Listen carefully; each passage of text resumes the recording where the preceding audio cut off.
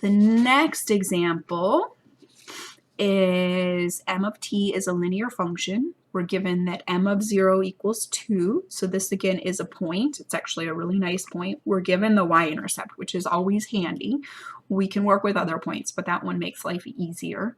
And then we're given what might look like some pretty mysterious information. M of 3 minus M of 1 is equal to 4.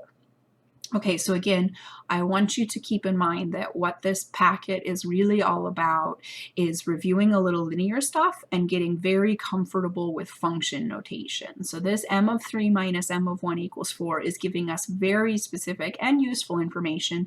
We have to make sure we're clear on what that is. This is not telling me a point. It's not telling me that when I plug in 3 I get out 4, or that when I plug in 1 I get out 4. It's telling me if I plug in 3 and plug in 1 and then find the difference between the outputs, the difference is 4.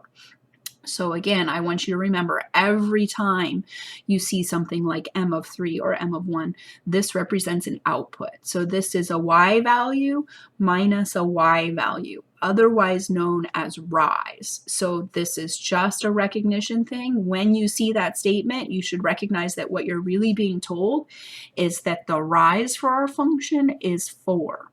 That's not quite enough to get slope. We would also need to know the run to get slope. But this again is the beauty of function notation. If I'm looking at m of 3 minus m of 1, yes, I'm thinking y value minus y value, but hidden in that statement, I know exactly which x values. So if I have x values of 3 and 1, I know that my run is 2. So to build my slope, I'm going to take rise over run, and I'm going to get that my slope is 2. Just to get into this a little more, because I know some people get stuck here, if you look back at your function notation version of slope, it says f of x2 minus f of x1 over x2 minus x1 is slope.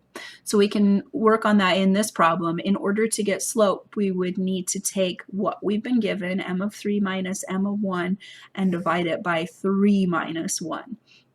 We were told up above that the top m of 3 minus m of 1 is 4.